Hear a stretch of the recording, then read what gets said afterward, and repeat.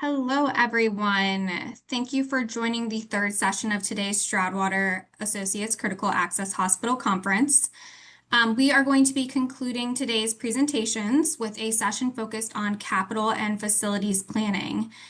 Today's session title is Where Vision Meets Reality: Unlock the Secrets to Transforming Rural Healthcare Facilities. And today's presentation will feature two speakers, Brian Hopola, the CEO of Stroudwater Capital Partners, and Arlene Harms, the CEO of Rio Grande Hospital and Wellness Center. And with that being said, I will give it a moment for my colleagues here to join, and then we will begin. Hi, Arlene. Hi there. All right, and with that, I will pass it off to you two. Excellent. Thanks, Megan. Let's pull up the PowerPoint presentation here. Good old Zoom. All right. Now,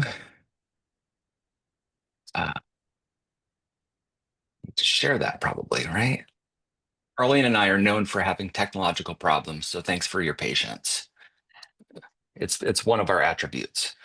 So yeah, we are really excited today to be talking together.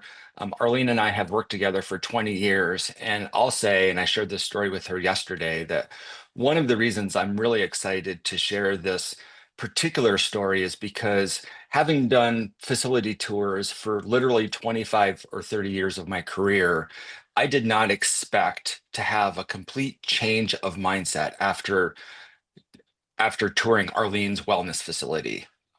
Because really what I saw was more than a building.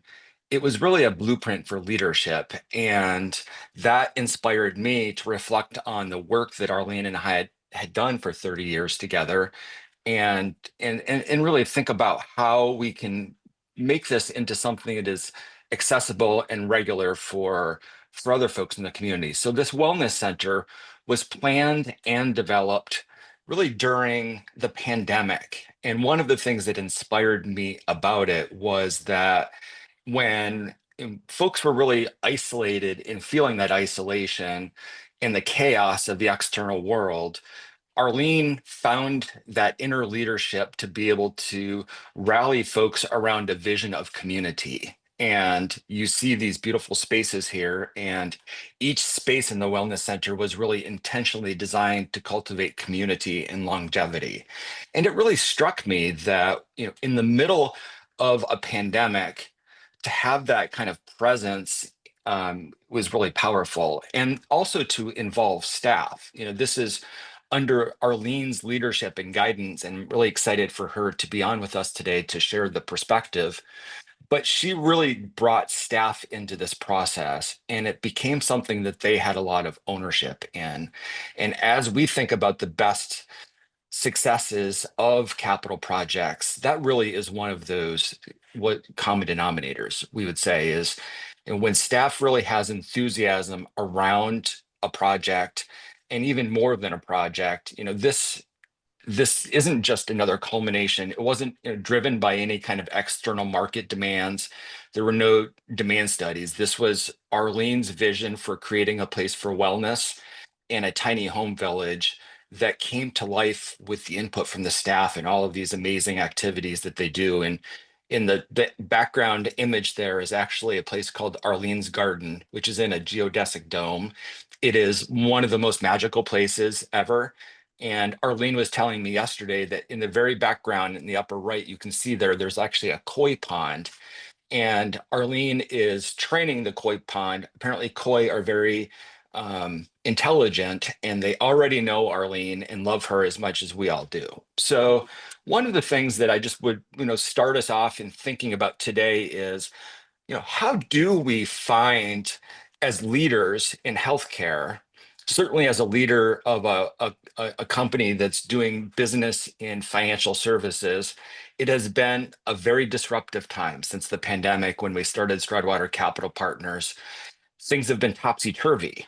And it really struck me after seeing what Arlene did, how she was able to cultivate this sense of calm, which really, of course, comes from within, right? Like we don't expect somehow that, things are just in our external environment going to someday be calm and predictable.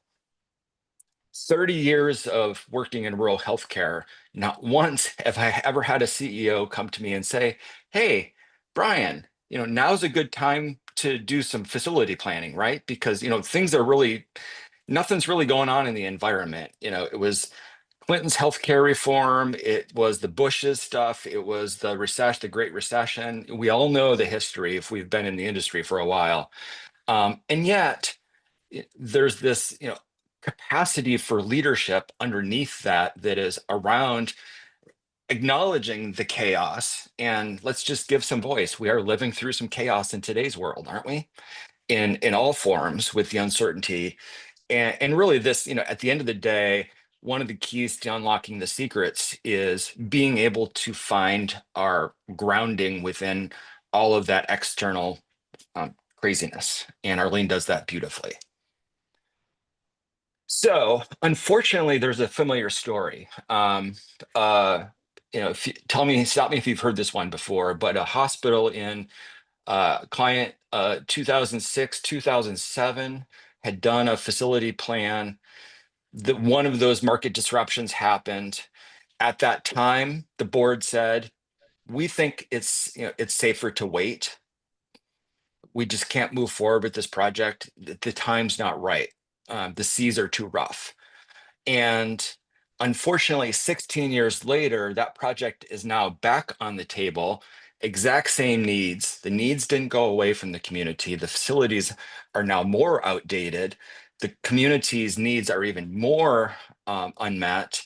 And the reality is that project, because of what's happened with construction inflation, it's twice as expensive as it used to be. So this idea that vision can wait and that it's safer, that somehow the status quo is safer, is a false idea. And it is a challenge, of course, to enroll our stakeholders and our board to understand how we can reconcile this. And yet the reality is the costs from 2012 to today in healthcare construction alone are up 64%.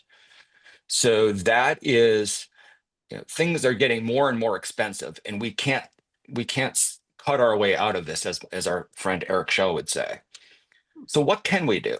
What we can do is recognize, as I interestingly did, that when I learned how to sail, that if you're going to wait for the conditions to be perfect in the community, or if you're going to wait for conditions to be perfect, you're never going to leave the harbor. But what we did learn when I actually learned how to sail with my wife, and what we learned was you can control your heading, you can control the trim of your sails, you can control your lines, and therefore you can navigate as much as you're comfortable navigating. And we were not sailors that liked a lot of waves and such, so we did selectively cultivate the environments we wanted to sail in, but we learned how to sail in any environment because it was unpredictable. The weather could have looked great and then a storm could come in, and we need to be prepared for that. So, I think the idea here from a leadership perspective that we want to convey is you can't control the wind. So let's make sure that we're good with our crew, our community, to understand how we can sail through these times effectively. Kind of brings us to this reflection of having worked with Arlene for 30 years and done a oh yeah, I forgot the poll question. So let's pause right there for a moment because I am very interested in this. Oh, now I'm going the wrong direction. All right, and it's still going the wrong direction. So with this sailing analogy, the question, I think, did we launch the question, Megan? Or was I supposed to launch that? Hi, Brian, I launched it for you. Oh, you did? Okay, I saw Yeah. it pop up and then I kind of made it go away. It was going to be after my slide, but that's our little thing here. Yeah. So Oops, sorry. cool. So I am sharing your No worries. results right now, but let me know if you can't see them. Oh, I can see them now. Thanks for the Yeah, thanks for the help. So as you know, being a sailor, it's always interesting to put things in that analogy. So if your capital planning process was like sailing, what are you hearing most frequently? A lot of folks saying we don't have the resources to weather the storm, or we just need a safe heading. So kind of interesting perspectives. Um, Not having the resources really is indicating that there is an underlying kind of survival orientation to that, which we all feel with the uncertainty primarily from a financial perspective. And then needing a steady heading is more kind of, we can manage this ourselves if we actually have some direction and we know where we're heading. So that's kind of two very separate perspectives, but kind of balanced with our group. Very interesting. All right, so then kind of getting into what we were here to talk about, which is what is this process where we can really intentionally make sure that we're checking all the boxes so that as things are changing in our environment, our plan is still deeply tied to the mission of our community. So the first part of that really is how do we make sure folks are aligning around the purpose of the capital project? And this is where Arlene and I are really going to have more of a conversation because we've been through this together at least half a dozen times in different projects. And it is really interesting to hear her perspectives and takeaways from the on the ground experiences. So I'm going to do a kind of a brief introduction of what this is. And then Arlene and I are going to have a brief conversation about like how that's played out in her community. So the first idea here is instead of starting with the building at the, kind of the base, what the infrastructure that we have, the resources, infrastructure, equipment as the foundation for the services that we're able to provide, that are connected to the strategy and connected to the mission. Instead of kind of thinking from the building up, this is an idea of saying, we're going to look at this from the top down. We want to understand clearly what the capital project is doing to enhance and advance our mission, not anybody's ego in the room, our purpose and mission. And how do we really ground the discussions in those intended outcomes to affect our communities and our services? So Arlene, we were talking yesterday when we got to catch up about your process, and you've been through it here at Rio Grande, and you also were the CEO of Melissa Memorial Hospital in Colorado when it went through its own replacement facility. So this is a rodeo you've been on many times. How do you think about this idea of getting folks aligned around the mission? Hi, hi, I'm glad to be here today and thank you for this opportunity. I will tell you that starting out at Melissa Memorial Hospital, I did the very normal thing of saying we don't have the cash. I just barely got us after 3 years of getting a position where I don't dread giving the board the financials, and I don't even have enough to start. Fortunately, I had an amazing team around me, and I'll tell you if I can tell you anything today, any of these things you get stopped on, if you've made friends and a trusting relationship with a team through any of these projects, I always go back to the same team. Of course, Brian is one of those, but we had a Neenan and a good team around us when we started at Holyoke, and they kind of helped me along. And then through the years, as I started our wellness project, I was a little wiser and a little less thinking I had to do it all myself or that we had to do it before asking. We got the community together and we spent 3 different days with the community. I gave them our mission. I gave them a dream. I had just been a couple years ago, I met a year ago before we were all meeting. I'd gone to a workshop on blue zones, and it's about 5 places in the world that people live over 100. They live healthy, and so they're these little hotspots of longevity. And so they were studied, and they had a lot. They had 4 things that they had in common. They moved naturally, exercise. They had a healthy diet. The 2 things that interested me is community was extremely important in all the blue zones, And then the other one was that they practiced some type of mindfulness. So for me, that fit and where I was living was just San Luis Valley. It's very poor. It's a lot community driven. There's a lot of families that are for generations in farming.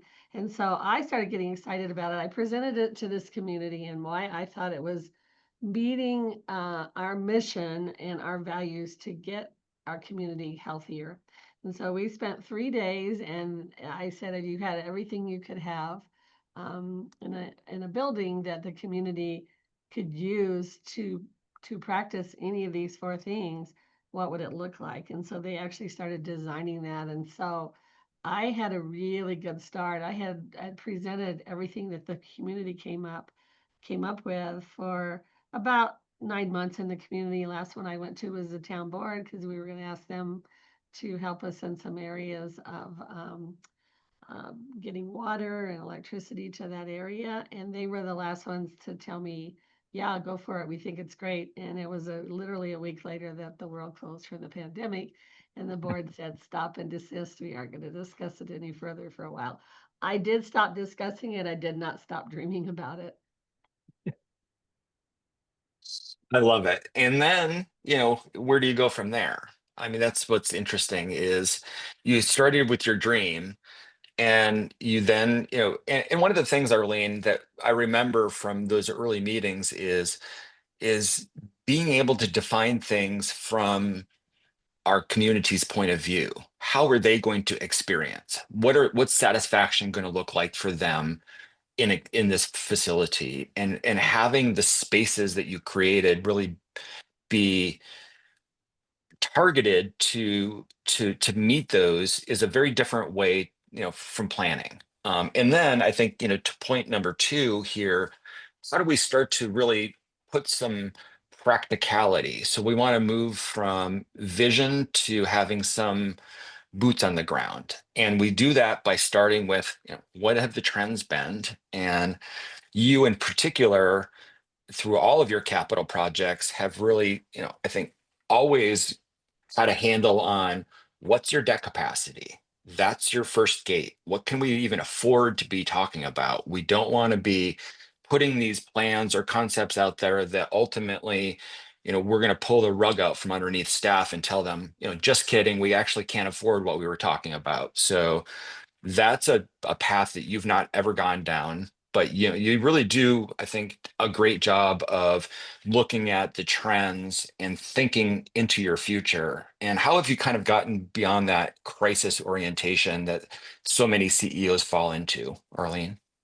I don't always. I mean, about this last year, I'm right back in crisis mode and a lot of things that are happening with us. But, for all of the things that I've done, I totally believed in them. I mean, it was not something that I was thinking, this is just for a little group or this is to make a big thing with the community.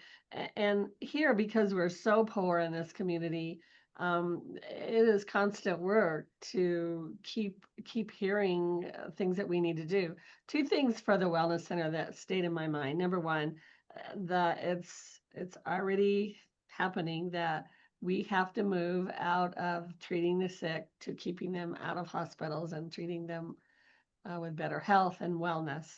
And so that with the wellness center stayed constantly on my mind. And then, we watch our financials really close. We maximize cost report, all the stuff we do, but that's all through our partners. So oftentimes, there was many times I was asking some of the people at Stroudwater, help me know what this is going to do to our cost report. And, we had talks about that and talks about forecasts and all the things. And I love cash, but I also know that it's really important to get outside of that and start looking at how you can respond to the community needs. One of the things we did that had nothing to do with the debt capacity or the financial discussion was I've learned kind of late in my career that it's important not to make all the decisions on what I think our community wants from us or what they would Mm, participate in. And, we developed that saying, not about us without us. So we were constantly keeping in touch with them, even during COVID on isolation and what that was doing with them, which made us do a little bit yeah. in the wellness center. Love it. Yeah, a little broader context than the wellness center itself that I think is, boots on the ground practical that you've also been through, which is really thinking through, what are the inputs to our success? What's happening with our population? Yeah. What service lines do we have the opportunity to expand on? How do we, continue to encourage folks to stay locally for care and change our utilization? And that these things aren't static, and it's really the reflection of where your direction's heading and how the infrastructure can support that growth. And I think, we've talked in the past where, you wanted to just fix the emergency room. You're like, don't bother me with all this other kind of stuff about what our other needs are. I just want to fix this one thing, Brian. Yeah. That's a very true statement. It is easy to get very tunnel vision. And I will tell you that that's probably the one thing that we are doing constantly, talking about where we increase the revenues. What is it the community needs that Mhm. maybe we could consider? I mean, those are talks that we have every single week about how do we make this work financially. So it wasn't that we weren't always having those conversations, but it also helped to get some ideas from other people in that financial area saying, can we do it, or is it going to work for us? Yeah, I love it. And later on in the process, we're going to talk about how you start to filter through all those quote unquote great ideas that people offer you. But at this point, let's kind of transition to how you've been able to help people move through your projects by speaking with one voice. And the biggest project killer usually isn't money. It's, being misaligned and having clinicians, leadership, and board pulling in different directions, you just get stuck. So I'm interested in your thoughts, Arlene, about how, with the Wellness Center and in your reflections on projects, how you've been able to create the alignment that people feel like you're not just trying to sell it to them, but it becomes theirs and you have the ownership, and then they move mountains to make it happen. What's your kind of success around, what's your secret sauce around making that happen? Well, it's a lot of work, and coming back from COVID, I had to really be patient with what I thought we needed, and I wanted to do it right away, even with our board, because they needed the time to hear a little bit more about it. They needed the time to know what we had already done before COVID with talking to our community and them telling us their needs. And we started giving our employees little basic things like, would you like to design a tiny home around a blue zone? And so just little things like that. But Hmm. there's two things I had to learn: slow down, because I always want to do it fast and I want it to be done, and I don't want to have to think about uh, having a discussion 5 times about it. But then to give people the grace that they needed, to not try to beat them over the head with it, but just All go. right, then I am going to put you on the spot, Arlene. Are you ready? You have to participate in the quiz. So Uh, just as you said, and I love your honesty, when the team hits disagreement, which one of these responses would you usually react to, even if you didn't like to? Are you going to double down on your position to maintain momentum? Are you going to hold back because you don't want to push forward with everyone on board? Are you going to hit pause? Or are you going to shift to talking about the numbers? my natural thing is to do number one. Uh, Uh-huh. I did a lot of those. I hit pause certainly with the wellness thing of that. It was so big. Um, uh, I will talk numbers, but it's not my first. Uh-huh. I always have to do at one point in time, but yeah. So you usually react by, I think that you just did like a political answer. You did a CEO I answer. rarely What was hold your back. answer?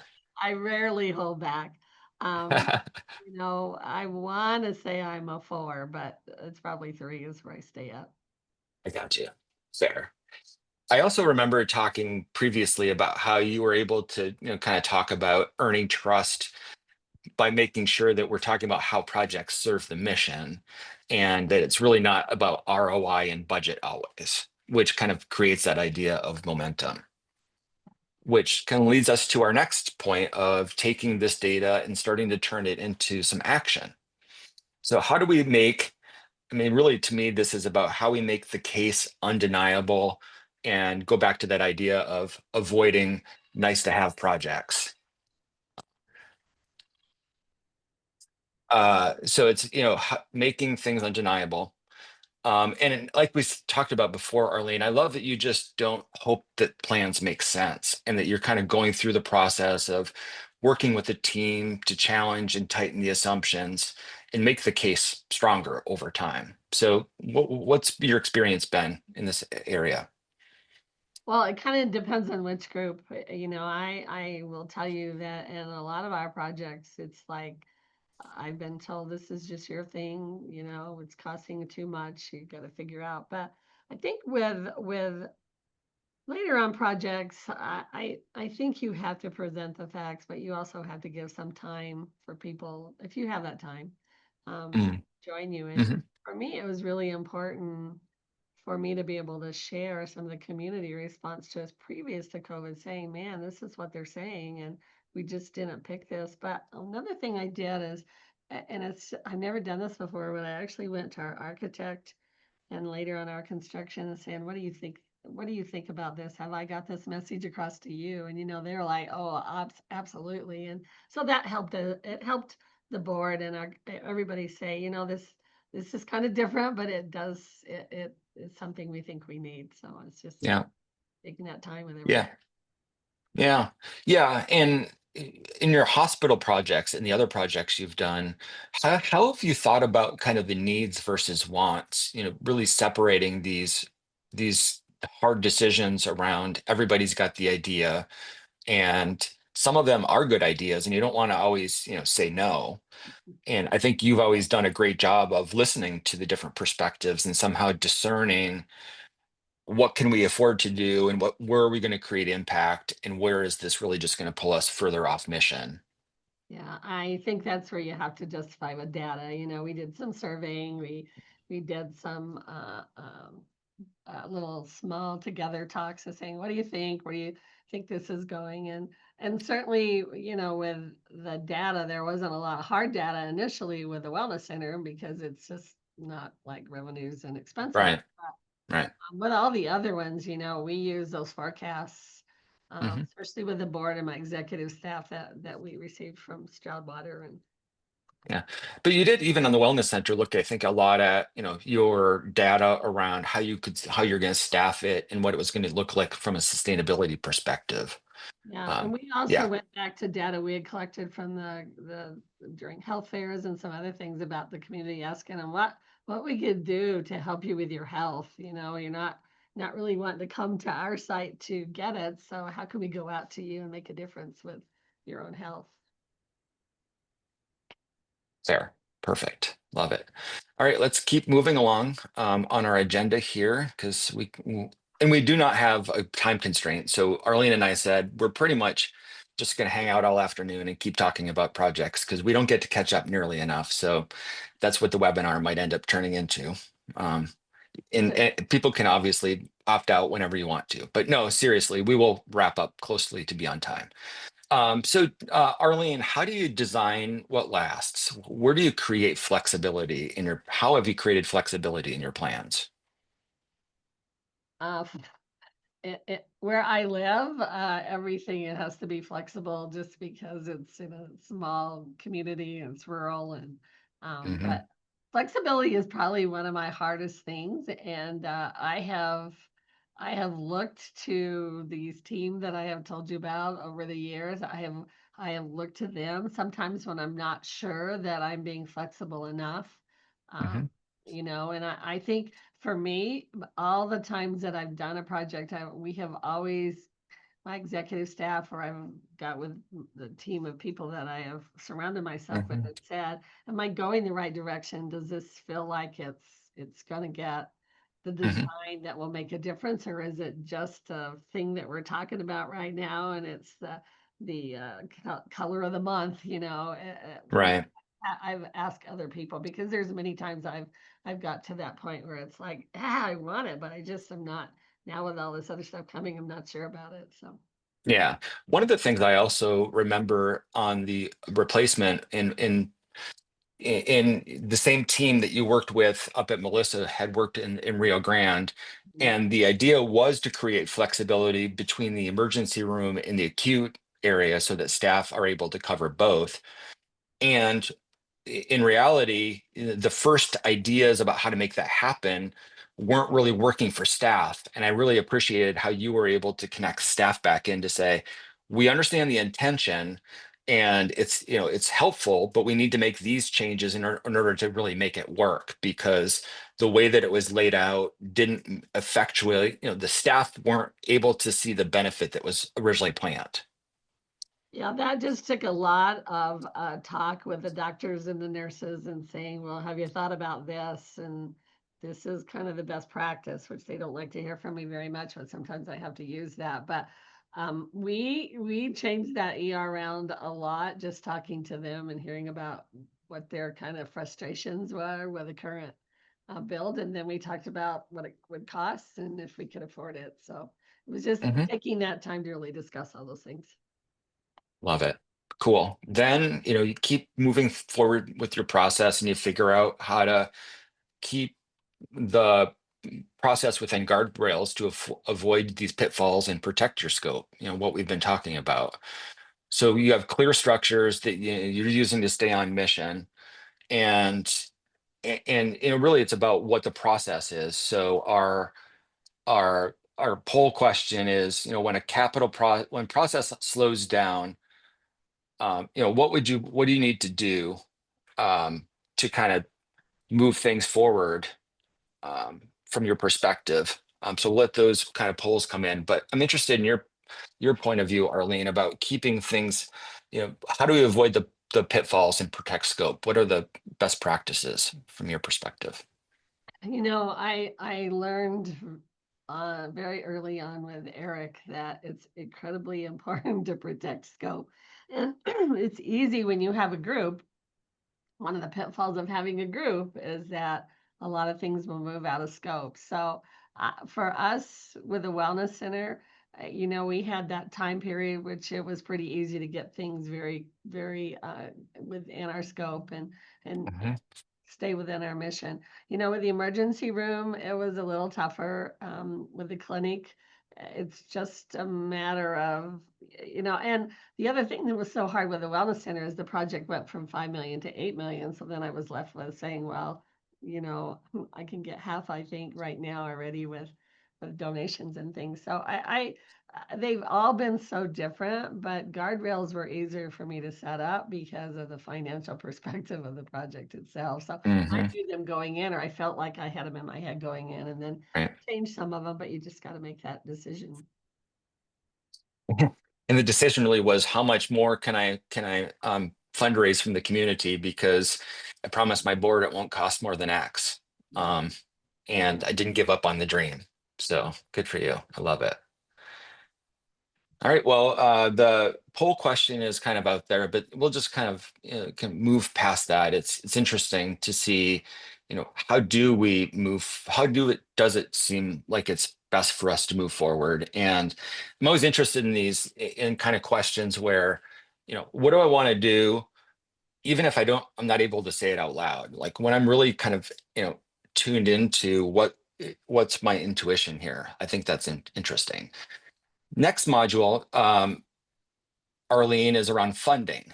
And here I'm going to sing your praises yet again by saying, I think, and I'm rather sure that you are the only CEO in America who has been through every single rural hospital funding program out there. You've been through HUD, USDA, bonds, new markets, tax credits. I mean, what am I missing? Gosh. And yet, the process here that we've been talking about has been interchangeable to all these different funding mechanisms, right? Yeah. Funding has what's made my hair white for sure, because, we started with HUD 241, and then we Uh-huh.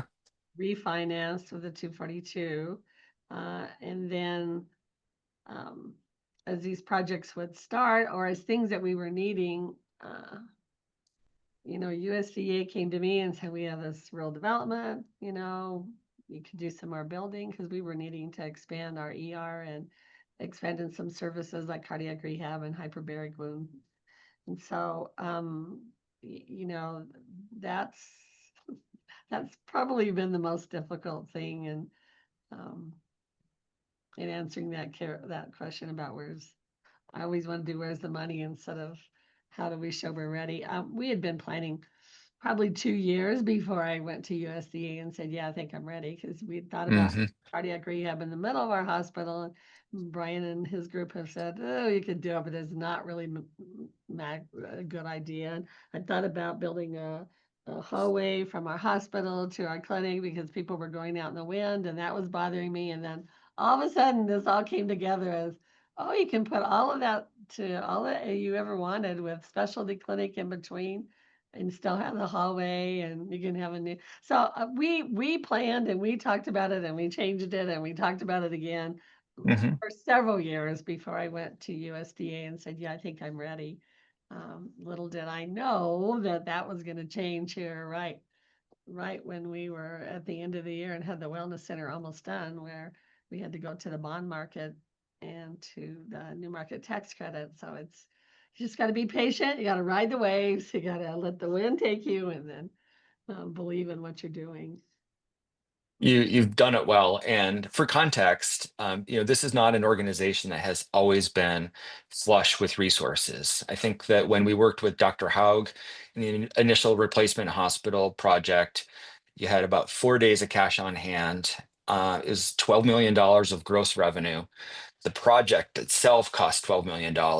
So think about, that in today's context. And with that project being successful over the years and the growth that you've had, you've been able to reinvest that in all of these subsequent projects. And I think, that is the question is we're able to keep more resources locally. How do we continue to enhance what we're able to do to serve the community? And for you, that's culminated in this amazing wellness center, which reinforces the sense of community.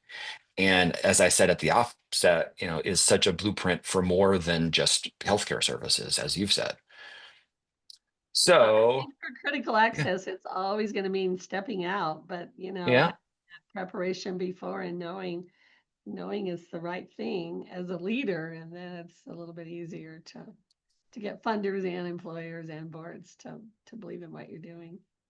perfect. And I just noticed the time, Arlene. I always lose sense of time when we're together, but there are 2 more steps. And we're at time right now. So let's just have a brief discussion about the last 2 steps. Making the case. We've had conversations about this in terms of being able to use stories. Oh, Megan, Nope, you can keep going, Brian. can we keep going? Okay, thank you. I can't see like what's going on behind the scenes, so I just wanted to make sure I wasn't violating any Zoom terms of service to get kicked off. No, but in all seriousness, Arlene, being able to tell stories and make the case. Any quick anecdotes of All where about you've done this? all about stories, especially for the wellness center. We had 3 years of planning. It was all about stories. Love it. Perfect.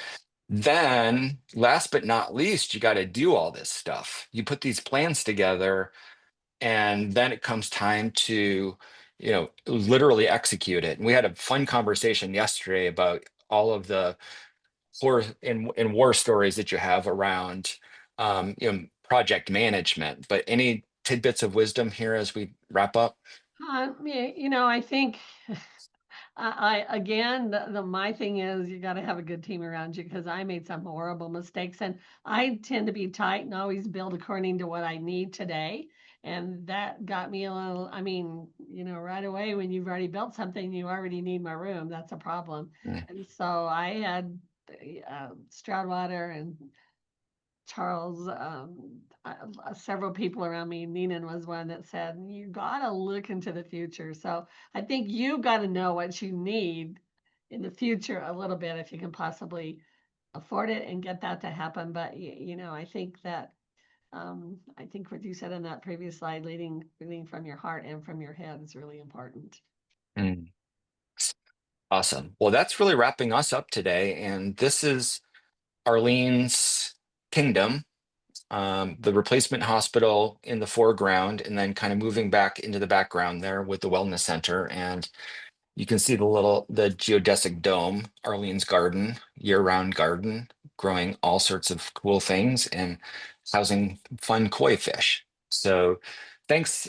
So Arlene, I'll share the results after in terms of how we did today, because we asked folks to say, is this provided any additional clarity? Did we help or hurt? But it's always amazing to spend time with you. Thank you so much for joining the webinar today. And Megan, thank you for letting us go a 5-minute over. And I think, Brian, if I would had some of your stuff, in my first experience with that, it would have been so helpful to me, because so many times we're just doing it on our own. And so, kind of having that template, I think you could spend hours to help us learn that, to be better when we start these projects. I really appreciate that, Arlene. I would love to be able to support folks that are starting out. I think it's also proven to be helpful as a diagnostic for, our project is stuck somewhere. We're not really sure what the next step is. We've seen that value. So like a belts and suspenders approach, like we think our project's ready to go. And we're just getting ready to bring it to the board. Can you, kind of double check it? So thank you for sharing your feedback on it. That means the world to me, of course, in our collaboration and partnership over 30 years. Great. Thank you both, Brian and Arlene. We did get some questions, but since we are at time, we will be sending the answers to those questions out to everyone who registered to attend today's webinar. So you guys will get the answers to your questions. And this presentation actually brings us to the close of week 1 of our 2025 Critical Access Hospital Conference. On behalf of everyone at Stroudwater Associates and Stroudwater Capital Partners, we want to thank you for joining us over the past few days and for contributing to such thoughtful, forward-looking conversations. You all will receive a short feedback survey soon, and we truly value your input. We look forward to seeing you all the week of June 23rd as we continue the conversation with new sessions. Thanks again, and we'll see you all soon.